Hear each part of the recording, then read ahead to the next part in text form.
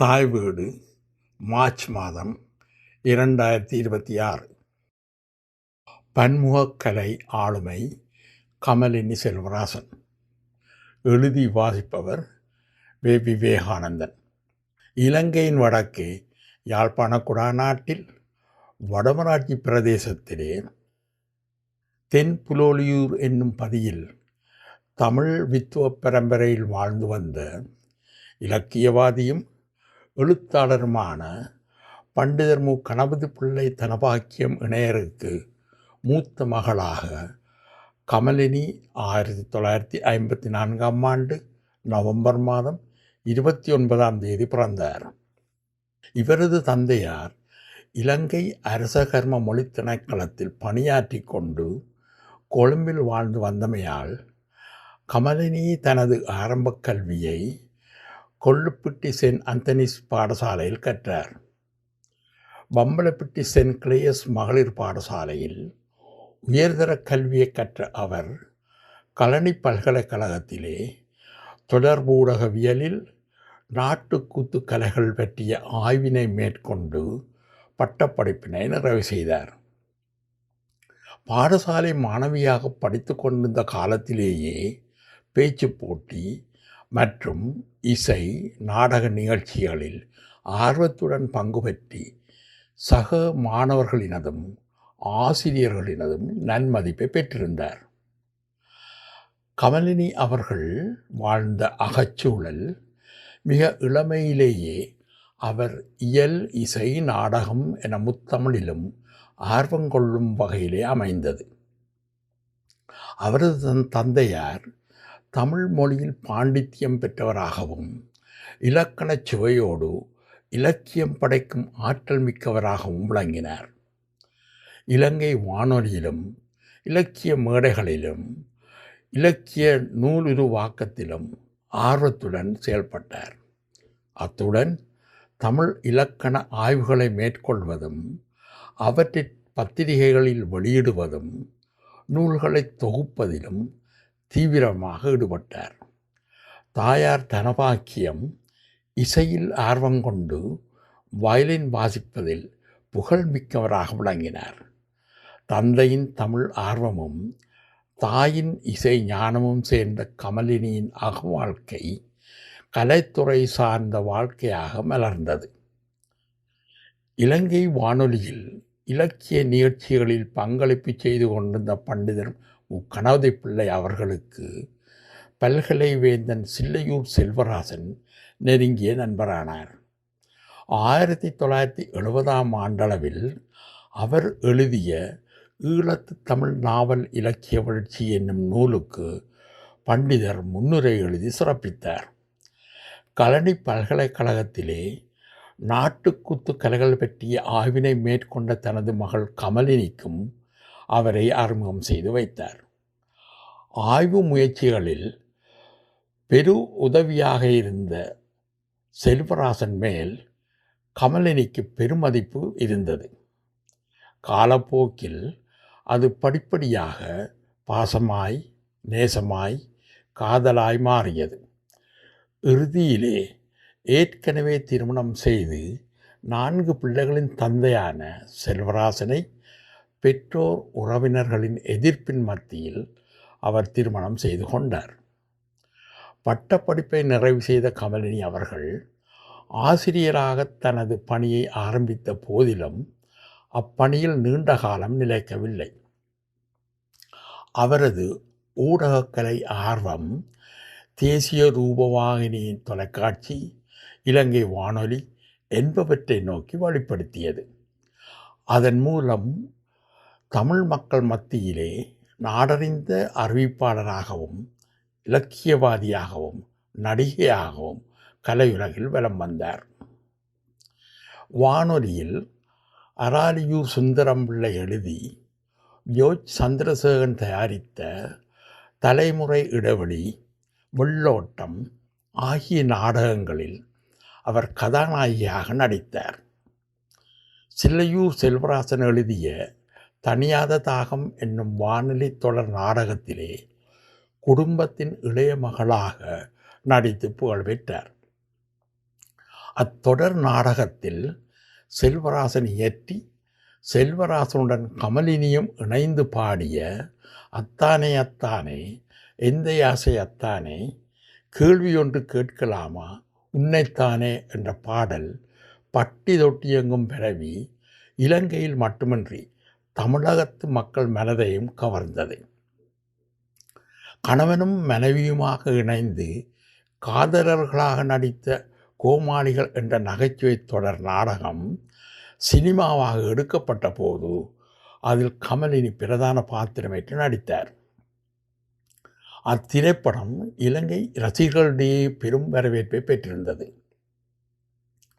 சந்திரன் ரத்தினம் அவர்கள் இயக்கி செல்வராசனின் மகன்மாரும் கமலினியும் இணைந்து நடித்த ஆதரவ கதாவ என்னும் சிங்கள திரைப்படத்தில் தமிழ் பெண்ணாக கமலினி பாத்திரமேற்று சிறப்பாக நடித்திருந்தார். இன முரண்பாடு உச்சத்தில் இருந்த காலகட்டத்தில் தமிழ் சிங்கள உறவை சித்தரிக்கும் படமாக இது விளங்கியது. ரூபவாகினியில் ஒளிபரப்பான அருணா செல்வத்துறையின் நெறியாள்கையில் கே.எஸ். பாலச்சந்திரன் எழுதிய திருப்பங்கள், எஸ். ராமதாஸ் அவர்களின் எதிர்பாராதது, பரணியூரான் என்னும் புனைபெயரை கொண்ட எஸ்.எஸ். கணேசபிள்ளை அவர்கள் எழுதிய சமூக சேவகி போன்ற பல தொலைக்காட்சி நாடகங்களில் கமலினி நடித்து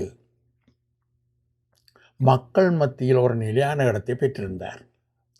இலங்கை வானொலியில் பணியாற்றிய காலகட்டத்தில் மக்கள் வங்கியின் பிரசார நிகழ்ச்சிகள், மங்கையருலகம், உரை சித்திரம் போன்ற பல நிகழ்ச்சிகளை நடாத்தி வந்தார்.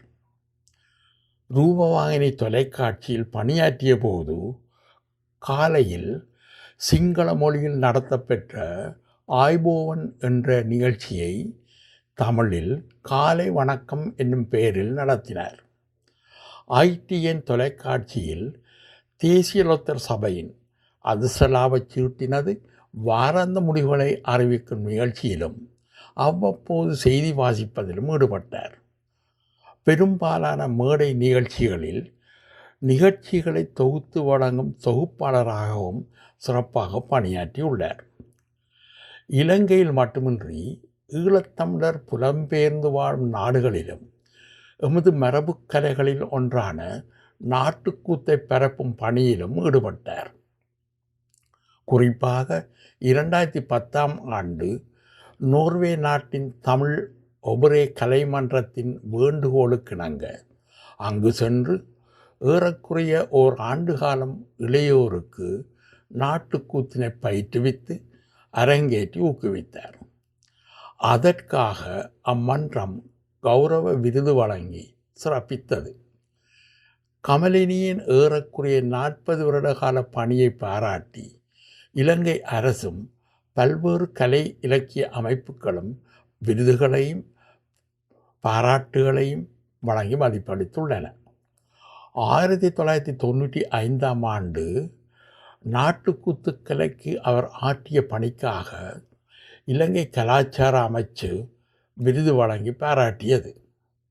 2008ஆம் ஆண்டு கொழும்பு ரோயல் கல்லூரி கமலினியின் நாடகத்துறை பணியை பாராட்டி மதிப்பளித்தது. இலங்கை இளைஞர் நற்பணி மன்றம் அவரது 35 வருடகால கலைச்சேவையை பாராட்டி கொழும்பு விவேகானந்தா சபை மண்டபத்தில் விருது வழங்கி பெருமை கொண்டது. 1995ஆம் ஆண்டு அக்டோபர் மாதம் 14ஆம் தேதி கணவர் செல்வராசன் மறைந்த பின்னர் பல்வேறு சவால்களையும் சமாளித்து கொழும்பில் தொடர்ந்து வாழ்ந்து வந்தார். அப்போது கணவரின் ஆக்கங்கள், படைப்புகள் என்பவற்றை தேடி சேகரித்து தேர்ந்தெடுத்த கவிதைகள் வரிசையில் சில்லையூர் செல்வராசன் கவிதைகள் தொகுதி 1 என்ற நூலை 1997ஆம் ஆண்டு தொகுத்து வெளியிட்டார். அந்த நூலிலே சில்லையூராரின் கவியரங்க பாடல்கள், தேசபக்தி பாடல்கள், புலவன் மனங்கவர்ந்த பொன்னாடுகள், அகம்புறம், அங்கதம், கவிஞனின் தத்துவம், பெண்மை, இசைப்பாடல்கள், பரிவும் பிரிவும், நெடும்பா, மொழிபெயர்ப்பு பாடல்கள் என பல அத்தியாயங்களாக வகுத்து அழகுற வெளியிட்டிருந்தார். அத்துடன் செல்வராசனின் உள்நாட்டு வெளிநாட்டு இலக்கிய சந்திப்புகள் தொடர்பான புகைப்படங்கள் மற்றும் அவரது பெற்றோர், பிள்ளைகள், மனைவி ஆகியோரின் படங்களையும் இணைத்திருந்தார். செல்வராசன் கமலினி குடும்பத்தினர் கொழும்பில் வாழ்ந்த வீடு ஒரு காலத்தில் எழுத்தாளர்கள், இசைக்கலைஞர்கள், தமிழ் இலக்கியவாதிகள், திரைப்படத்துறையினர், ஊடகவியலாளர்கள் என பலரும் ஒன்று கூடும் கலகலப்பான கலைக்கூடமாக காட்சியளித்தது.